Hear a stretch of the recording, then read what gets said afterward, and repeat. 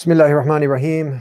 Assalamu alaikum. Welcome to the Dean Show. And we are live because these are some very sad times that we're living in. We have the oppression that is going on as we speak. You have innocent men, women, and children just being blown to pieces. So we want to get a kind of a background on what's going on. We have a good friend of ours, Sanford Pass, who we're going to be bringing on right now. He's going to kind of get into his just a little bit condensed version. We've had him on the show before. Comes from a Jewish background, born into a Jewish family, and he has a good deep understanding of the history in that area.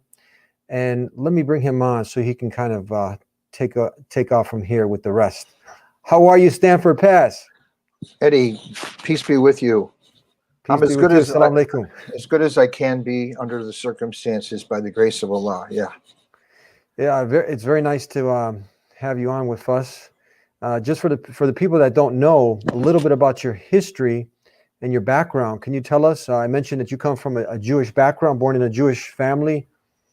Yeah, I was born 72 years ago into a Jewish family. When I was 14 years old, Kennedy got killed. I put me on a path to look for the truth. I didn't stop looking. I found out about all the false flags during my life. When 9/11 happened, I started speaking up against people persecuting Muslims because I realized it couldn't have happened that way. People said, "What are you defending Muslims for?" I said, I don't even know any Muslims. I'm defending the truth here. And in 2009, Allah let me home. Allah let me become Muslim. It made me realize that it is all one story and that all the prophets and messengers came from the same place, and it's all about monotheism. And we believe Jesus is coming back. We just don't worship him. Mm-hmm. That's all. That's interesting. You have one of your posts here, and I'll share it. You see it here. Yep. Can you share this, your thoughts when you posted this? He's coming back, and guess who's Palestinian? Jesus Christ, Prophet Isa, peace be upon him, who people call Jesus. It's ironic because there's no J in Aramaic or Hebrew, but that's another, they got his name wrong and the story wrong. His name is Isa or Yeshua, and he is Palestinian, and he is coming back. And I think everything else pretty much speaks for itself. These are his people. These are his homies. These are his people. This is where he's from. This is his neighborhood. This is his homeland that they're tearing up in the name of God. This is the Defense Minister, Moshe Yaalon, talking just a couple of weeks ago. Israel is going to hurt Lebanese civilians, to include kids of the family. We went through a very long discussion.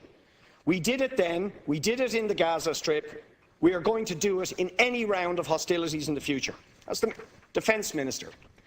This is the Military Chief of Staff, Benny Gantz. The next round of violence will be worse and see this suffering increase. He headed up the military assaults on Gaza, the last two. This is the Minister for Education in the Netanyahu government. There will never be a peace plan with the Palestinians. I will do everything in my power to make sure they never get a state. He also said, if you catch terrorists, you simply have to kill them. I've killed a lot of Arabs in my life, and there's no problem with that. This is the Minister for Justice. Palestinians are all enemy combatants. This also includes the mothers of the martyrs. They should follow their sons. Nothing would be more just. They should go, as should the physical homes in which... What do you think? That video came in as we were speaking. This is the Irish MP. I don't know if you had a chance to see that. We'll get back to it, but what do you think? Is this the first time hearing this?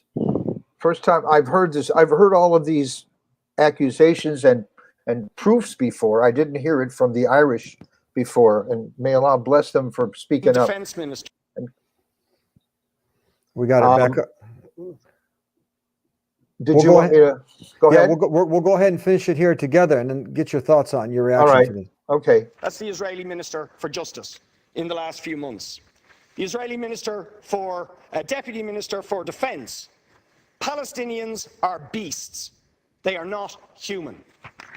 The Minister for Foreign Affairs CP Hotley, this is the last one. So this is as we're talking. This is an actual politician, a MP. This is somebody of some integrity, somebody who's in a high position, who's speaking out, for truth, like what you were interested in, and still are, truth. And it didn't matter, who you were speaking to or against. You just wanted to get the truth out. What do you think when you hear this person, this Irish MP, not scared to, and he's not making this stuff up. These are quotes that he's quoting from other politicians in that area. We need more people like him in the world coming out and speaking up, no matter who they are, where they're from, to speak up for the truth. People who love God, God loves those who love the truth. Wherever they're from, whatever they believe, wherever they're coming from, and God loves an honest disbeliever more than a hypocritical believer too.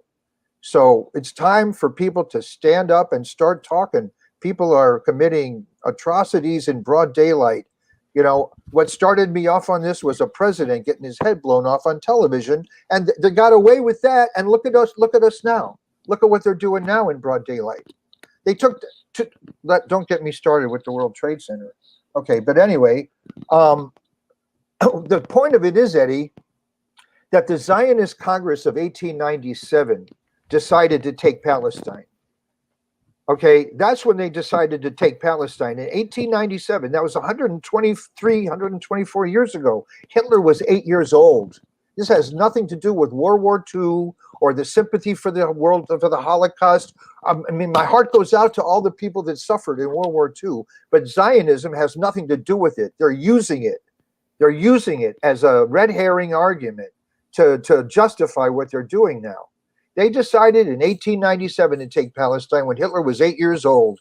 This thing is long, and they never intended to keep the Balfour Declaration, to keep their word. That was just their foot in the door.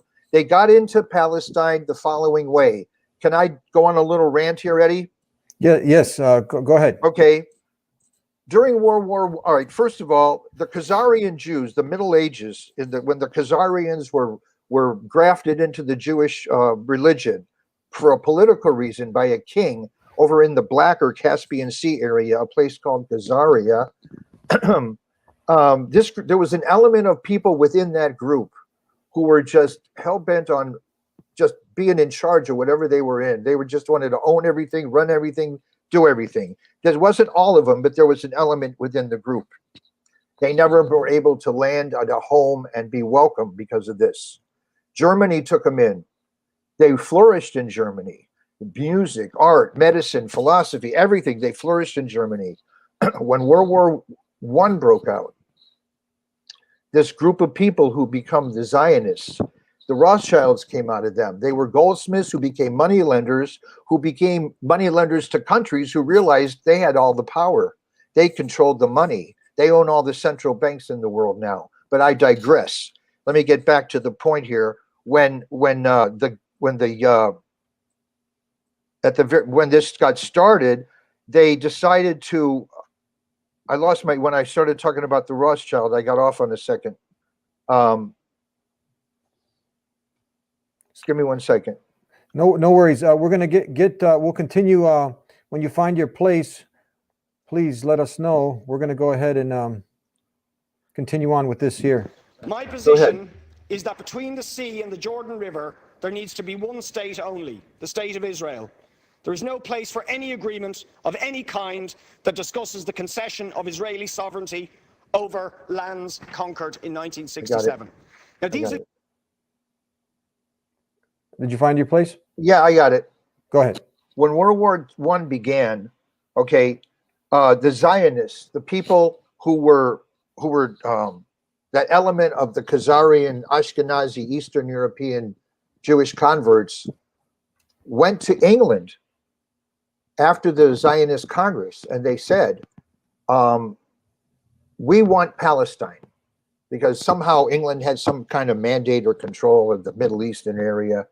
And England said, well, what's in it for us?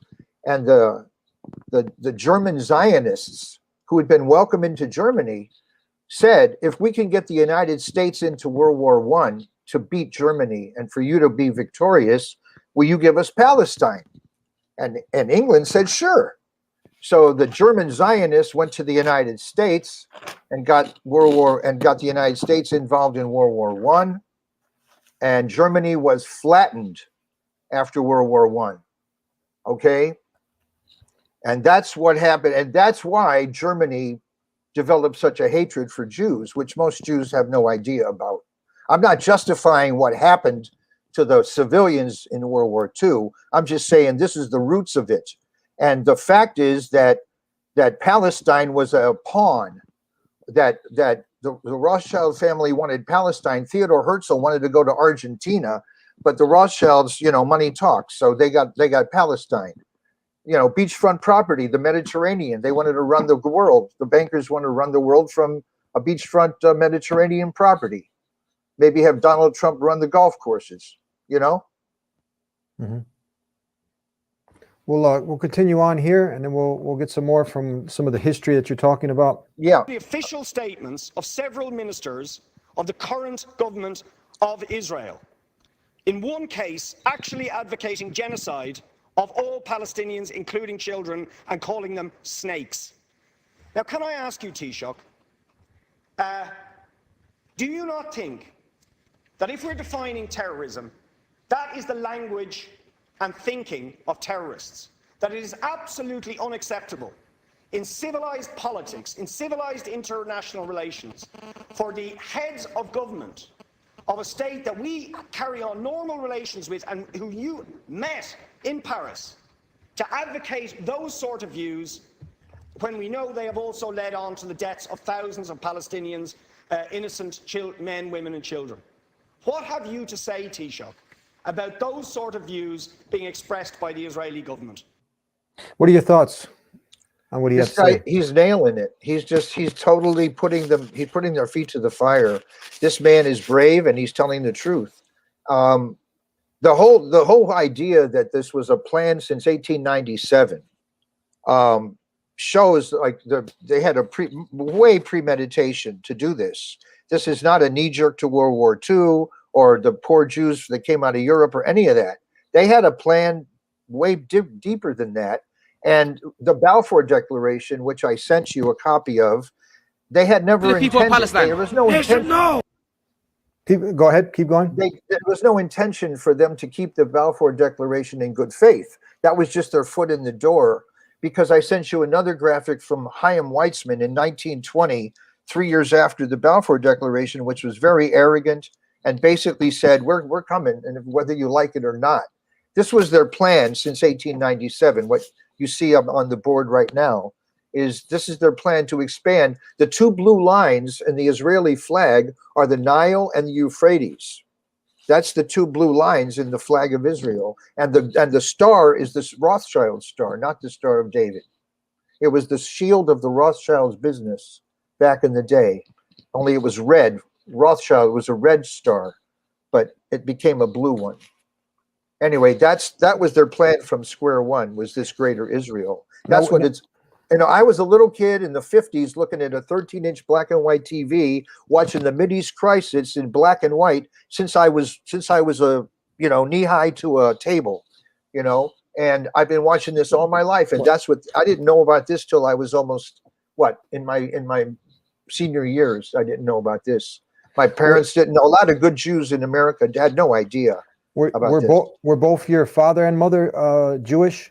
Yes, and they were They were snowed, and so most of the American Jews were guilted and snowed into supporting Israel with the whole violin music and feel sorry for the Jews from World War II, when really they were just using that as a sheep's clothing to do this, which has nothing to do with the religion of Moses or the Jewish people or anything. This is something else. Now, what would you, let me hear your response to, there are particular Jews, I believe this is a rabbi, I've had Rabbi Weiss on the program, I don't know if you've heard of him, and others like Miko Pilid, his father was... I heard him yesterday. You heard him, okay, yeah, his father was a general in the Israeli army, his great-grandfather was also someone who was a signer of the Declaration of Independence for Israel, but he's on the side of justice, the side of truth. So are these Jews. So this is not something that it's Muslims versus Jews, Arab versus Palestinian. This is just about justice and truth. Tell me what you think here. Message to the people of Palestine. They should know. We feel very shame what's going on there, especially they're doing everything in our name, in the name of Jews, in the name of the Torah, in the name of God. It's so shameful. We are with you. You have to know. The Zionists are strong. We are weak.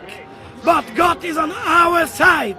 At the end of the day, the Palestinian flag will be on all Palestine, from the river to the sea.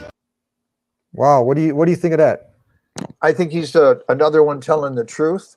What kind of Jews are these here that are speaking out against this oppression? And I don't know their sect, but I know that they're Orthodox, meaning that I know God didn't create Orthodox, conservative, and Reform.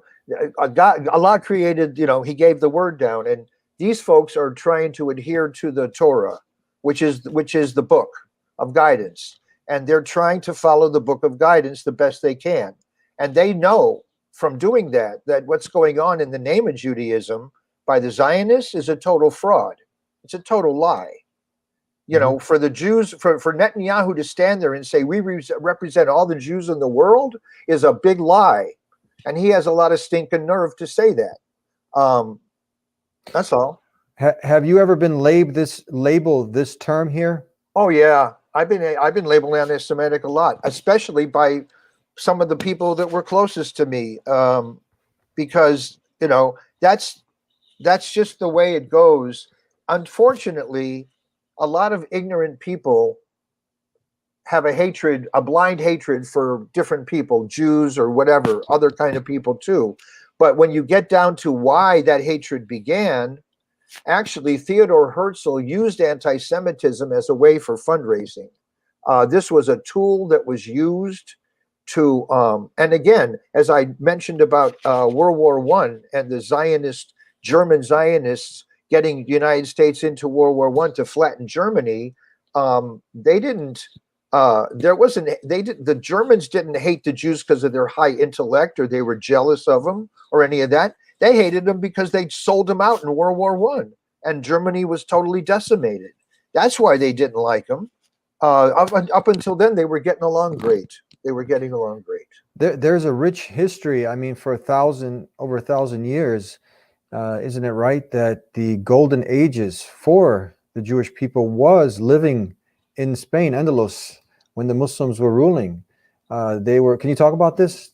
I don't know that much about it, but I know that there was a Renaissance before the Renaissance. Yeah. And the Renaissance that we learned in school as Americans, the European Renaissance, was built on the shoulders of the Islamic Empire, which was destroyed and built upon, that they stole a lot of things and burnt a lot of things and took a lot of things and plagiarized.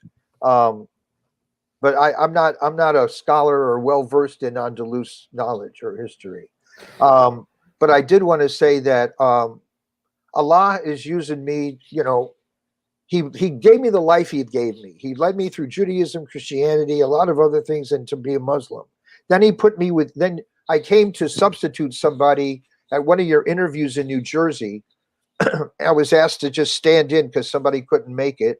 And then you interviewed me again, and without looking for it, I got people looking at me.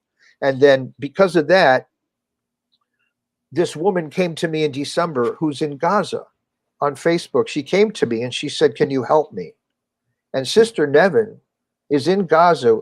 She's a single mother with 4 little children, a live brother, and a brother who was killed, and a sick mother. And right now they're dropping bombs on her and her family, and she's got nothing but the rope of Allah, because it all depends where Allah allows those bombs to drop. People are being buried under buildings. They've had to run from place to place. And this all started back in December when all we were trying to do was help them buy a food cart so they could go sell coffee at the bus stop so they could make some money. And this is how, they wanted to just be, they didn't want a handout. They wanted to become, self-sufficient. So we were just trying to help them. and one thing's led to another. And now the fact is, now we need leaders to stand up and to say, Israel, stop. You know, I agree that terrorism is wrong. It's a sin. The Jews that were killed by those rockets, it's a sin. I agree. But I ask everybody who's critical, what would you do if somebody came to your door and threw you out of your house and said you had to leave because it's in the Bible, and there's armed people and there's army behind them to back them up? What would any of you do? What would you do? Is this one of the many posts? Is this one also? Can you go ahead, because some people hide behind that, all the atrocities, and you actually have some Christians also who will go ahead and condone what's happening, the oppression against the innocent. This totally baffles me, how the Christians hate Muslims and love the Jews when the Jews rejected Jesus and the Muslims love Jesus. It's a total what do you call it? Cognitive dissonance, because these are the words allegedly in the Bible that Jesus Christ said that you just had up there. And he's telling the children of Israel, he's basically telling them the covenant is going to be broken. The covenant is going to be broken. All right. They are no more the chosen people. And the people and the custodianship of monotheism would be given to people who would honor it. Okay. It's my belief. Nobody told me this and I didn't read it anywhere, but it's just my firm belief, having been a Muslim 12 years, that the Muslims have the covenant now. We are the custodians of monotheism in this world as a group. And we're keeping monotheism alive on earth right now, because it's sure as heck the Zionists aren't doing it. And the Christians are worshiping Jesus and three and everything. So the Muslims are holding the fort for monotheism right now, and have been for 1,442 years. Yeah, I want to make that point where we talked about for over 1,000 years, you had the golden age of the Jews. So this is not a Jewish Muslim thing. I mean, you had Muslims and Jews before all of this. They were getting along quite fine. I mean, so you never had in this 1,000 years where you had now Muslims attacking Jews or whatnot. You even have, you know, people such as the Professor David Warrenstein. He's an academic. He's a Jewish professor in history, and he quotes that Islam saved the Jewry. So this is not coming from Muslims. I mean, this is coming from Jewish scholars. So when you look at this, Jews were always welcome. They fled persecution. They came into Muslim lands. You even had, at the time, you had the Bessa. This is from the Albanian saying that, you know, where the Albanians, Bosnians, anywhere that Jews went by Muslims, you know, they were welcome. They were taken care of. You know, they fled Christian persecution. They came to Muslim land. So now when the tables, it's ironic, when the tables are turned, you have these Zionists. So we differentiate. You have Jews, just like this rabbi was coming out, just like I had, you know, Miko Pillet and others who are against this. But then you have this Zionist movement. And would you say the Zionist movement is more like it's more of a secular atheist movement, void of God? I believe the Zionist movement contains a certain amount of demonic energy in it, and they worship the material plane. Then there's the Freemasons who worship Lucifer.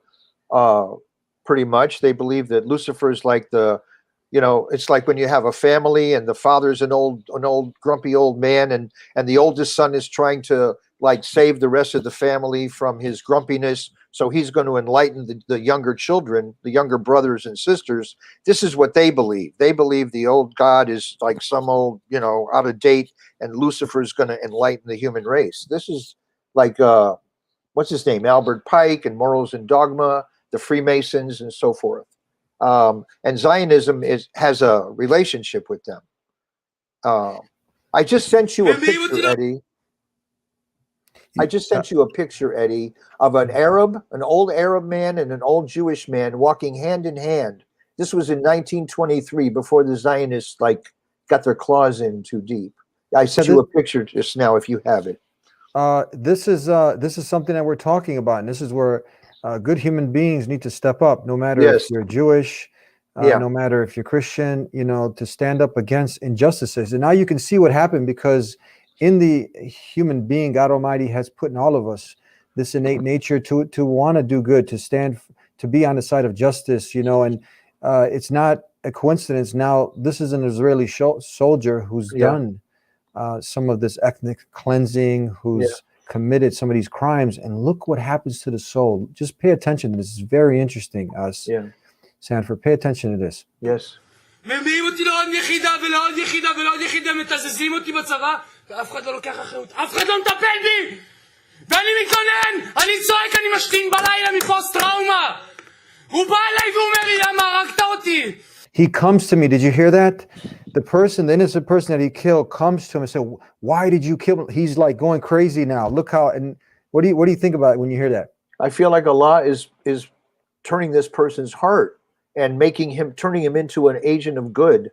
And he's choosing to use this man to be a vehicle for the truth. And this is you know, we need, you know, this is what needs to be heard more. And it makes me feel, you know, this is, Allah chooses who he will to you know, carry the truth. למה הרגת אותי? אתה יכול להפקד ככה ביום אחרי שיש לך ימים כאלה? אתה יכול לאכול? אתה יכול בכלל להצליח בחיים? ואני הייתי מועמד לטייס, והייתי בפרויקט חוות של מודיעין, היה לי מוטיבציה הכי גבוהה מגולני אחרי טירונות, הלכתי לגיבוש הייטק, רק לתרום, רק לתת. כל המשפחה שלנו תרמו בצבא. עגלת רזון שהוציאה את הטנקים מהתעלת סואץ, רזון של משפחה שלי זה אח של סבא שלי, קראו לו מר חלוץ. אתם פה בזכותנו. You know what? יש לכם עוד משהו להגיד? כן. That man is the most successful person in that room because Allah is touching him. Allah is making him awake, even though it's painful and even though it's suffering. He's the most conscious person in that room, and even though he's hurting, you know, and may Allah guide him. May Allah guide him the rest of the way to the truth. You know. שאתם מציגים הם שטויות. את יודעת את זה ואתה יודע את זה, וגם אתה יודע את זה. כולכם פה, כל המערכת כשלה. He talks about your whole system has failed. He talks about, you know, the post-traumatic stress that he's having. He's living a nightmare because, I mean, there's a verse in the Quran, you know it, chapter 5, verse 32. Killing one innocent human being is as though you killed the world. This is the sanctity of human life. Doesn't matter what nationality, race, color you're from. I mean, this is one of the things that when you come on the day of judgment, you know, and we firmly believe this is what Jesus, he warned people of, the hellfire, the consequences of doing the oppression on earth. You're going to be held account. And now people who come with innocent, you know, you got kids in Gaza now, you got bombs just falling and, you know, blowing up innocent children into thousands of pieces, you know, and this is a result. You'll see how many more people like this, you know, they think they can go home and sleep, you know, freely without, you know, the kind of traumas that are happening to them. This is, you know, so people need to, like you talked about, be awoke, wake up to this, speak out, you know, and let the truth be heard. I have a message for Jews. Message for Jews. If you saw the movie Avatar, I call this having a Jake Sully moment. Jake Sully was a wheelie. He was in a wheelchair. And in that movie, if you saw it, they were able to put their consciousness into a cloned big blue creature of this planet where they were trying to strip the resources. And what the wheelie, Jake Sully, realized is that the blue people weren't the savages. His own species were the savages. And and this is what I call the Jake Sully moment, when you decide you're going to go with the truth and not make a racist decision to stay with your species or your race just for the sake of staying with your species or your race. Because when we get to our exit interview, only in order to gain time, only in order to strengthen the... Go ahead. Can you? When I just heard a voice, so I stopped. When we get to our exit interview, you know, Allah's not going to be interested in anything else but, you know, what we were up to, what we were doing. You know, it's not going to be like left or right. It's going to be us and him. And we have to answer. He gave us brains. He gave us brains. We can't say, oh, somebody else told me to do it. Mm-hmm. No, he gave us brains. This, my first imam taught me this. Yeah. Even with an imam, you know, because even as a Muslim, You have a question about your religion, about your deen. You could ask 10 different imams and you could get 10 different opinions. And they could all be right too. And maybe one could be outside of the boundary. You don't know. But the thing is, at the end of the day, Allah gave you a brain. And when you're standing before Allah and he says, why'd you do that? You have to be able to answer from your own brain. You can't defer to someone else's brain. If your brain is functioning, you're responsible to use it. And you have to use it in this situation because it's just, and there's another movie, in the media, in the American, culture, there's another movie called The Usual Suspects. And in that movie, there's a being called Kaiser Soze, who is a very feared being. He's just a terrible, feared creature of a human being. Terrible, barbaric. Everybody, they heard his name, they wet their pants, And there was this guy in the movie, Kevin Spacey played him, Verbal. And he was this crippled little guy. And everybody mocked him and made fun of him. And he walked with a limp and his hand was shrunken up. And in the end, he was Kaiser Soze. And I'm maintaining that the hacked ID of the Jewish people that the Zionist government is trying to promote is the victim monster, the Kaiser Soze of this world in reality.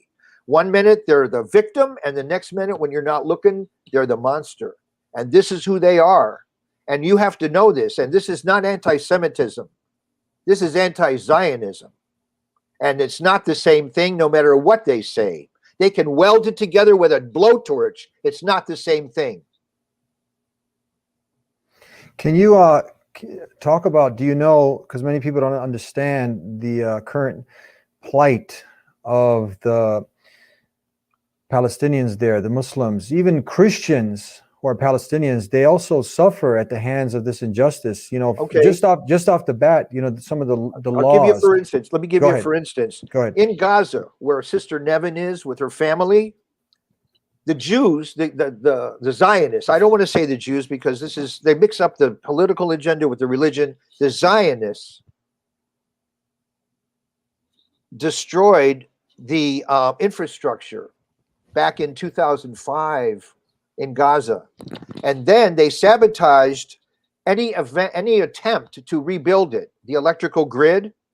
And they didn't allow the experts to go in. They didn't allow raw materials to go in. I did a little research because the Israelis were all pointing fingers at the Palestinian management saying, you guys just don't know how to manage your electrical system. And that's not the truth. The truth is the Zionists sabotaged it back 15, 20 years ago and did not allow it to be rebuilt.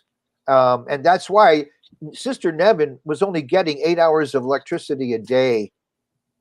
Okay, food was rotting. Kids were getting food poisoning. We got them a new refrigerator right before all this stuff started happening. We got them a new fridge. She'd been to the hospital a couple of times with medical emergencies. Her brother broke his hand in the shower because they didn't even have a mat in the shower. So many things happened. But I don't want to get into what I'm saying is that Gaza has been an open air penitentiary, basically. There's nowhere to go. They got the ocean and they got the fences, and there's nowhere to go. And their electricity was down to 8 hours a day. In this latest bombing thing, they blew up the transformers. They blew up all the electricity in Gaza. There is no electricity that I know of in Gaza. Food is rotting. Children are hungry. People are getting sick. There's no light at night except whatever battery operated things there are. And then they're terrified because they got F-35s flying over, which are like the Porsche of fighter jets, which the United States provides. And Benjamin Netanyahu says Biden's supporting it because he's got the F-35s. That's why I want Americans to stand up. I sent you a link, Eddie, that any American can contact all of their elected officials with one stroke of a keypad or a keyboard or whatever. I sent you the link for that. Contact your politicians for all Americans to do this whenever you have a chance to. Where can people for people who won't get that link, where we can put that up? It's contact. What's the URL? I think I sent it over to you. I got to look. I'd have to look it up right now to find it. That's fine. I think. we'll put it up. Yeah, we'll put it up. So this is You a have link. it. Yeah. Okay, you have it. But Yes. anyway, Americans can I sent a video. You know how Joe Biden says, "Come on"? I told Joe Biden to come on video. I said, "Come on, people are dying over there." I said, "Let's see what he does about it." He said he's a Zionist. He says, "I'm not a Jew, but I'm a Zionist." You know, they're all these politicians are pretty much the same when you boil it down, because they're all answering to Israel. The one who stands up and says no to Israel, the last one I know of, got his head blown off in 1963. He didn't want to give nuclear power to Israel. And when Kennedy got killed, they tripled the nuclear the money to go to Israel for their nuclear program. So once again, this is not about Jewish, Muslim. Let's just clear that myth, because No, as the academic professor David Ornstein in his paper, Islam Saved the Jury. So when Muslims were ruling, when Jews were living with Muslims, they had their full rights. They were able to prosper. They were able to Absolutely. grow.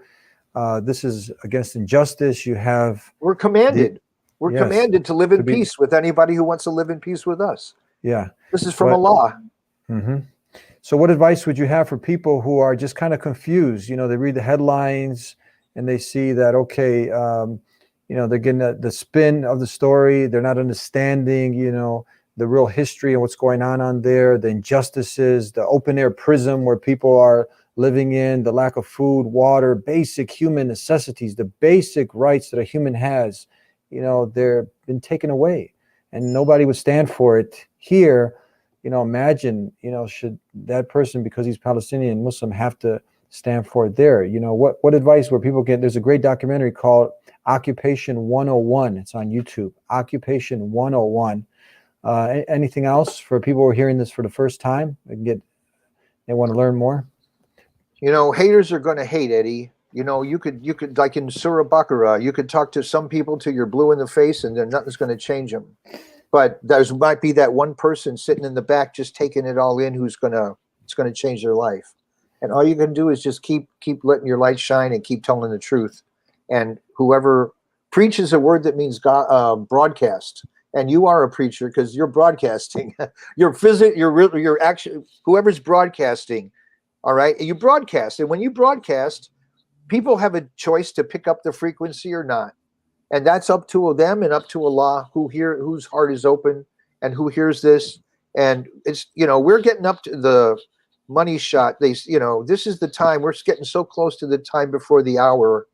This is, you know, Muslims need to understand and realize I'm talking to somebody every day now who could die the next moment. And then again, they could outlive me. I could die the next moment too. But their probability, if you look at the odds, which there aren't any because everybody goes when Allah takes them. I could sneeze now and bust a capillary and die. But the fact is that they're under bombing right now. And to be in contact with these people and to be having contact with them for 8 months and to have developed emotional ties, she calls me father. She calls me father. And lately I've been calling her daughter now because I want her to know, you know, that she's loved. And that I guess she didn't have one that loved her, or he's gone, or he didn't love her, or something, because she calls me father, and I have a responsibility to at least from my heart be a father to her. If I can't do it any other way, just to be there, and it's. We know that martyrs are successful and they go straight to Jannah and they don't stand on the day of judgment. And we know that they're like the rock stars of paradise. The martyrs are the treated first class. I know that, but it hurts on the way. It hurts on the way. And I just ask Allah to protect them and all the people that are going through it, not only in Palestine, but in Yemen and in China and all the other places where it's going on, you know. We're in the time before the hour. And you know what? The Dajjal, the Antichrist, hasn't even shown up yet. Okay? It's going to get worse before it gets better. We have to understand this. And as my father used to say, may Allah light his grave and bless his heart for making the Shahada before he died. At 95, a Jew all his life. You know, he said, when times get like this, it's time to buckle down. It's just time to buckle down. Get serious. You know, there was a imam in New Jersey when Trump got elected, and he said to the brothers, he said to all the Muslims in a khutbah, he said, what do we do? What do we do? Trump's elected. He says, you do what you do, what you do. You do your salat, you do your psalm. In other words, you be Muslim. That's what you do, and that's what we do now. Only we do it in earnest. We need to do it in earnest. We need to do it with gusto. We need to turbo boost our iman. We need to strengthen our iman by obeying Allah, praying on time, speaking the truth uncomfortable. Obeying Allah will give us the energy that we need to do what we have to do, because it all comes from Him. So if we hook into the source of energy and we do what He tells us to do, what the source tells us to do, then He will give us what we need to do, Thank you so much. That's all I can say. And since I can't, I got to say, I watched the shows Ertugrul and Osman, the stories about Ertugrul and Osman, the Turkish series about our 12th century ancestors in Islam who kept Islam alive in Anatolia during when the Byzantines and the Mongols were going at each other, and the Muslims were right in the middle. And it's the same as it ever was, because you got the Byzantines, you got the Western world, and you got the Mongols, you got the Eastern world, and you got the Muslims in the middle, and the same story's going on as was going on then. And we just have to realize that, we can't pick up a sword anymore and go in a field and do our business. And sometimes I wish I could, but that's not where we're at in history right now. So I can't do anything physically, but I can speak. God gave me a mouth to speak with, and a brain to think with, and a heart to feel with. And I'm using everything in my power to do what Allah wants me to do at a time like this. And I advise, for God's sake, whoever's listening to this, don't go, oh, look at him. Oh, look, oh, Abu Mujahid. Oh, Jazakallah khair. No, do it yourself. Do it. Don't make the same mistake. With everybody who steps up and tells the truth, everybody puts him on a pedestal. Don't put anybody on a pedestal. Muhammad, peace be upon him, wouldn't even have pictures. Don't do to me what you did to Jesus. Don't do to leaders what you do to other leaders. Be one yourself. Be one yourself. Everybody. It's time for everybody to speak up. Everybody. Every human being who loves the truth, if you love the truth, speak up. Sanford Pass, brother, thank you very much. We started with peace. We end with peace. Keep our brothers and sisters, Palestine, all over the world, those who are suffering, who are being impressed in your du'as. Thank you, brother. Jazakallah khair. Assalamu alaikum wa rahmatullahi wa barakatuh. Wa alaikum salam.